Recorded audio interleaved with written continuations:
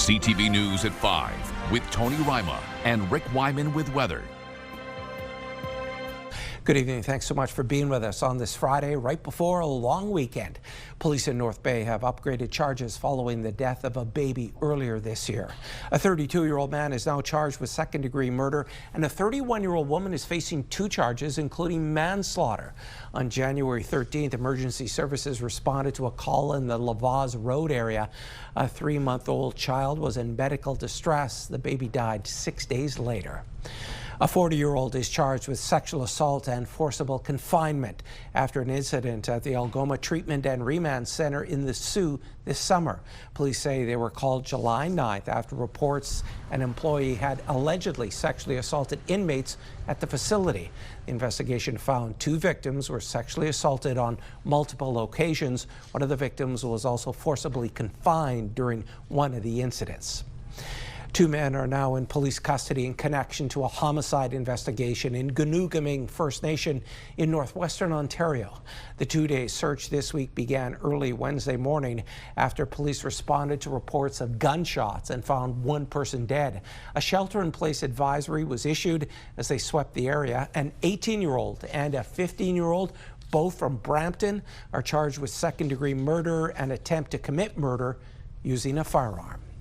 Well, shifting gears now, cool and also some showers on this Friday before the long weekend. How are things looking out there? For more details, let's bring in CTV's Rick Wyman. Rick. Well, Tony, I would like to say that Shifting Gears is entering season 2, so you're onto something right now. That's a pretty good show if you like comedies. Our systems map heading into the long weekend brought to you by CAA. Get your membership today at getcaa.ca. This is the precipitation that will affect the Northeast for this evening. In some cases, 10 to 15 millimeters. In some cases, 10 to 20 millimeters of rain in the forecast. We'll get into the numbers and what you could expect for Thanksgiving Monday as well. Shaping up to be not a bad weekend. Tony, back to you. Thanks for that, Rick. There is movement in the labor dispute between the Timmins transit staff and the city. Following negotiations, the City of Timmins and CUPE Local 1544 have reached a second tentative agreement. Members must still vote on ratification. If that happens, the deal will then be sent to City Council for approval. Timmins Transit Service has been halted since the workers went on strike September 29th. Service will resume once the contract is finalized. The union representing striking postal workers is backing down on a nationwide strike, saying they will get parcels and mail moving again while it fights for a good collective agreement. The Canadian Union of Postal Workers announced last night that they will shift to rotating strikes from an across-the-board work stoppage. A full strike began 2 weeks ago after the federal government announced sweeping changes to the Canada Post mandate, which would allow the Crown Corporation to overhaul its service. Mail delivery will resume next week. Wikwemikong police on Manitoulin Island are providing crime stats. They're the first since the Robinson-Huron Treaty per capita distributions were first issued last summer. CTV's Lindsay Alec has more on what the service is doing to ensure safety for the community.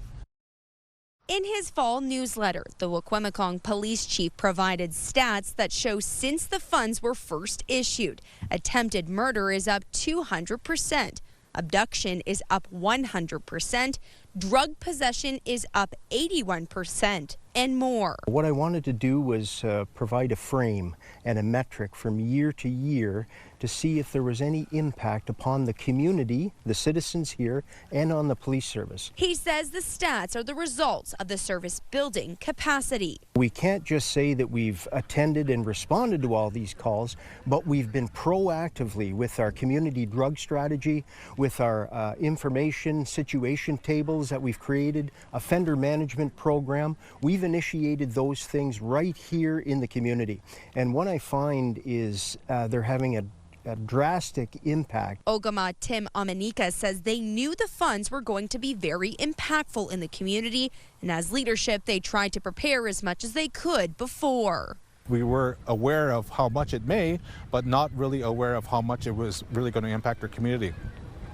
I'm very proud of our First Nation police force, our Wiki Tribal Police, for them doing all the work that they have to do, and it was because of that additional source funding that we got from the government for a 10-year police agreement, which allows them to build the capacity to ensure that they are protecting our First Nation community to combat illicit drugs and the crime rates that are increasing. The funding has allowed the service to double its officers to 30, and they're not done yet. The hope is to have up to 50 officers and civilian staff hired in the near future. We need the full support of our community and our community leadership, and we have that. And we're working towards achieving great things in the times to come. Janak says the increases are not just statistics. They represent the challenges families are facing, the risks that youth are encountering, and the pressures that ripple across Wikwemikong. Lindsay Alick, CTV News, Sudbury. Provincial police and their municipal counterparts have been working to encourage businesses and residents to register their security cameras as part of their database. The program is called CamSafe. It's a resource police can use when investigating crime or other offenses. Only police have access to the database. It provides a map of the area where there are registered addresses. It allows officers a way to examine camera footage by requesting it from the property owner. Police call the database a tool helping to reduce time and resources. This is an advanced neighborhood watch. We're able to geofence an area and reach out to the registrants to see if they have any footage that captures the incidents that we're investigating. Not only that, when we're canvassing, it takes up a lot of time and labor hours. Think of a missing person. If we have a missing person in an area like Birchhaven and we don't know where they went, we can quickly look at and reach out to the database, look for people that may have cameras and get that information to us quickly. And at least it gives us a direction of travel. Interested community members are only required to provide basic contact information and camera location. Some sad news out of Sault Ste. Marie. Longtime Huron-Superior Catholic District School Board trustee and former city councillor Gary Tbinsky has died. Tbinsky was a trustee for 11 years and also served as board chair. He was a founding member of the Queen Street Cruise. Tbinsky also served on Sault City Council in the 80s and 90s. Gary Tbinsky was 68 years old. It's time for a quick break. Coming up on CTV News at 5, Rick has your full weather forecast. But first, let's head to the mouth of the Mishipacotton River. This is courtesy of Rock Island Lodge. It's a wet one in Wawa. It's 12 degrees. We are back in a few minutes. I'm Kathy Lee in Strathmore, Alberta, tonight on CTV National News. A Canadian man's desperate search for relief from excruciating pain. I don't wish this on anybody. Why he flew across the Atlantic for hip surgery instead of finding relief at home. Tonight on CTV National News and ctvnews.ca. Okay, if you're wondering why we have some light rain showers going on throughout the Northeast, this is the reason. Forecast radar right now, this system, as we talked about last night, kind of hovering in on some of the key areas in northeastern Ontario, predominantly Gore Bay, Sault Ste. Marie, Chapleau, Kapuskasing, Wawa, Timiskaming Shores, and traces in North Bay. So that's what is in store for this evening. You'll see what you can expect in terms of numbers coming up momentarily, but we do have some precipitation and things will taper off by tomorrow, as you can see, and even by Sunday at supper time. So all in all, this is what you're about to get. Sudbury, Nickel Belt, chance of showers for tomorrow, 15. By the way, the rainfall in Greater Sudbury tonight, 10 to 15 millimeters. Sunshine, we've got some sun and clouds, 16. Holiday Monday, sun and clouds, 16. Tuesday, Wednesday, chance of showers both days at 13 and 9. Meanwhile, in Sault Ste. Marie, 10 to 15, 15 to 20 millimeters of rain in the forecast, chance of showers for tomorrow. 15, 17 sun and clouds. Sorry about the rain. 40% chance on Holiday Monday, 16. Chance of showers Tuesday, high of only 10, and sun and cloud Wednesday, high of 10. Meanwhile, in Timmins, Cochrane, Kapuskasing, chance of showers for tomorrow. Also, might have a chance of showers in the forecast for this evening. Sunday, we've got sun and cloud 18. Holiday Monday, sun and cloud 19, and 10 Tuesday, chance of showers. Tbinsky Shores, Kirkland Lake, chance of showers for tomorrow. 15, 18 Sunday, some sun and cloud. Also, the chance of some shower activity for this evening. Holiday Monday, here we go. Nice looking day, some sun and cloud. 18, chance of showers Tuesday and Wednesday. 12 and cooling off to 9. Meanwhile, in North Bay, West Nipissing, chance of showers tomorrow. Also, no rain in the forecast for tonight, just some slight shower activity, but nothing extreme. Sunday, we've got some sun and cloud, 16. Monday, sun and cloud, 18. Tuesday and Wednesday, chance of showers, 14 and 18.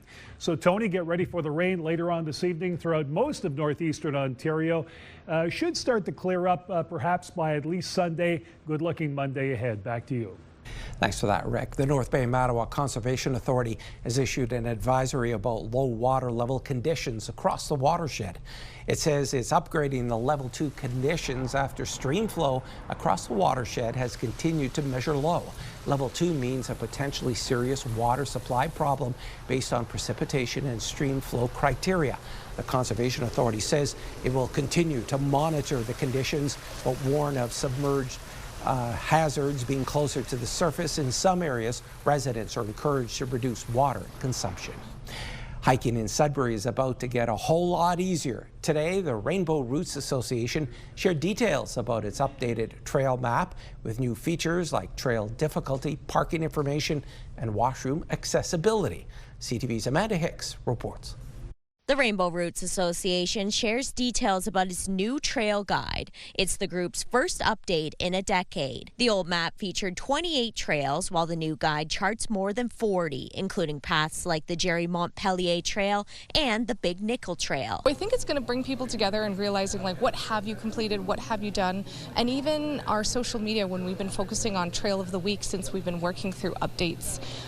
We've had many people say, oh, I had no idea that the Hillfield Trail was right there in Lively. It's right in my backyard. I've never used it. So really just educating the community members to say you're a stone's throw away from your local trail. The new system includes features like trail difficulty, address, accessibility level, even details about local wildlife. We really wanted to show the community what trails were easier and what trails were harder, just so you could kind of plan your route. So we have that included. We have things such as where to park. A lot of our community members currently call now and say, like, how do I get to the trails and where can I park? Because the information just isn't out there yet. I live with low vision, and so the Rainbow Routes really brought me in to walk some of the trails and talk about, like, the accessibility for, you know, people with disabilities. So for me, I was able to bring that blind experience in, and having a disability studies background. The project was made possible by a $97,000 seed grant from the Ontario Trillium Foundation, one of 730 grants provided across the province to nonprofits meeting specific criteria. Community engagement, as well as exercise, and just being part of helping out the community and involving the community in different things, and Rainbow Routes filled all those criteria. In the meantime, Rainbow Routes is gearing up for its annual Oak Forest guided hike this Thanksgiving Monday. The event kicks off at 2 p.m. at 1127 Bancroft Drive. Amanda Hicks, CTV News, Sudbury. The Ontario Federation of Snowmobile Clubs opened permit purchases this October for the upcoming season, and it's going to be at the same cost as last year. CTV's Madison Merrier has that story. According to OFSC, expenses have increased from around $17 million in 2021 to around $27 million in 2025. We had historically operated around 30,000 kilometers of trail. This year we will operate about 25,500 kilometers. And what that will mean is we're looking at removing trails that have historically been unavailable to permit buyers. Trails all over Ontario have been condensed, but in Sudbury's district, around 150 to 200 kilometers have been removed across 10 clubs in the region. We're trying to concentrate our permit dollars and permit revenue into the trails that are most frequently ridden. It was handpicked of ones that the ridership weren't using as much, or other factors, but so we're down to about 1,500 kilometers now. Erkmeyer says that the biggest expense to the volunteer operation is the cost of materials like steel and trail maintenance. Last year, they groomed over 750,000 kilometers. I think the grooming's actually going to be better this year coming up, because we can put our efforts into the trails that really matter and the ones that have the most ridership. So I think overall, it's going to be a more positive experience for the rider. It would take, a dozen year plus for your average snowmobiler to ride our entire network, and most never endeavor to do that. So I think those that actually do go out and try to ride the whole province over a number of years do appreciate that we have trails that just don't have the same value. Erkmeyer says the cost of the season is weather dependent. The more it snows, the more permits will be purchased, allowing OFSC to combat the rising cost of goods, putting a strain on the organization. Madison Merrier, CTV News, Sudbury. Eichmeyer says that the North leads the South in trail availability and favorable conditions. However, Southern Ontario subsidizes the North in permit purchases. In our region, Eichmeyer says Timmins sells the most permits at around 6,000 to 7,000, followed by North Bay with 5,000 to 6,000. Sudbury sells 5,000 and Sault Ste. Marie sells 2,000 to 3,000 permits. Eichmeyer says that the OFSC will be focusing on quality of trails rather than quantity for the upcoming season. And it's a growing league. Coming up on CTV News at 5. Rick Wyman talks with Sudbury's Tessa Bonhomme about the Professional Women's Hockey League. Hockey This Week is brought to you by Rastall Nut and Bolt Company. Hockey This Week is back with an Olympic gold medalist and former member of Canada's women's hockey team and the Toronto Furies of the PWHL. Now she's Senior Director, New Media, and co-host of, I like this title, Jocks and Jill's podcast for the Professional Women's Hockey League. Sudbury's own Tessa Bonhomme. Tessa, thanks for doing this. Hey, thanks for having me. Glad to be a part of it. Tessa, what was the attraction to get involved in promoting the league? I mean, it's a league that's 2 years going and getting stronger. It was a moment in time in my career and in my personal life as well, where maybe a change could have been made. I had great opportunities at TSN to grow as a broadcaster. So when the opportunity came around, to lend my voice, my experience, and help grow players in it, and even the coaches and the front office staff, it just felt like a perfect fit. Okay, so are you surprised at the reaction after 2 seasons and the growth and the fans? Not at all. Not at all. Just because it's been so many years. Gosh, if I go back 20 years, let's say, after World Championships, after the Olympics, people would often ask, where can we find all of you more? I want my daughter to come watch you play. How do we get to some games? Where is everybody playing? Where do you train? That kind of stuff. So the interest and the appetite was always there. It was just a matter of, having a league put in place with the proper financial backing, getting a proper marketing team in place. Now it's just a matter of, growing the game at the right pace and capitalizing on the interest and excitement that surrounds the league. Okay, now the league has expanded after just 2 seasons to Vancouver and Seattle, which makes a lot of sense. They're key Western hockey cities. So what are you looking at long term? Honestly, those cities to me just made so much sense. Geographically, for, broadcast rights, especially south of the border, that's where a lot of the money comes for all of these leagues.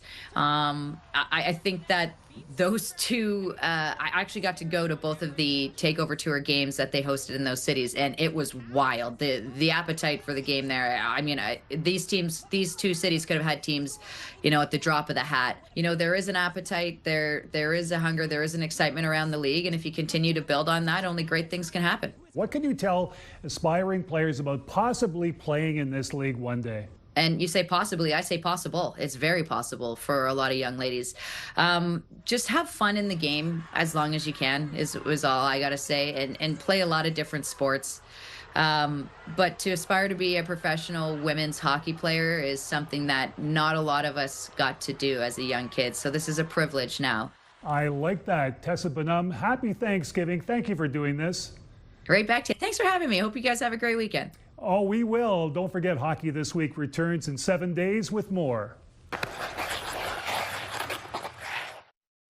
Thanks for that, Rick. Only one game last night in the Northern Ontario Junior Hockey League. Sudbury Cubs faced off against the Hearst Lumberjacks, and Hearst beats the Cubs 6-2. Tonight in the NOJHL is the battle of the Sioux teams. The Sioux Michigan Eagles are home to the Sioux Thunderbirds Game time is 7:30. All three Northern OHL teams are in action this evening. The Sudbury Wolves are on the road against the Brantford Bulldogs. The North Bay Battalion are in Guelph to face off against the Storm. Both those games are 7 o'clock starts. And the Sioux Greyhounds are home to the Kitchener Rangers. Game time is 7:07. Is it too early to be talking about Christmas? Heck, we haven't even celebrated Thanksgiving yet. More on that in a few minutes. You're watching First at 5.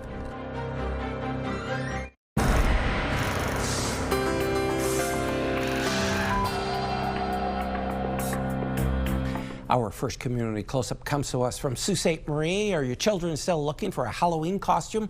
Well, the James L. McIntyre Centennial Library is giving away kids' costumes tomorrow from 9 a.m. until 5 p.m. Library officials say public support for the initiative has been overwhelming. Denise Hunter sent us this photograph of the sun rising on the outskirts of Sault Ste. Marie. What a stunning image. Thanks so much for sending this in to us, Denise. And check out this little fellow who is loving all the Halloween inflatables. This is Neelix of St. Catharines. He's the nephew of Amanda Hart in our graphics department. He won't be 2 until later this month, but he goes around and gives hugs and throws his hands up into the air and says, "Yeah!" Great video. Thanks so much, Amanda. And if you have any pictures, videos, or events you'd like us to showcase, you can email them to us at communitycloseup@bellmedia.ca.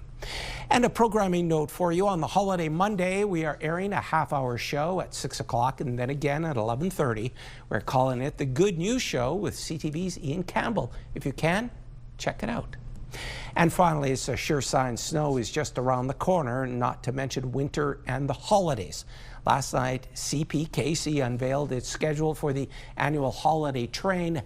The festive tradition raises funds and non-perishables for food banks across the country. It will enter our region November 30th. It'll move into the Parry Sound area November 30th, ending that night in Sudbury.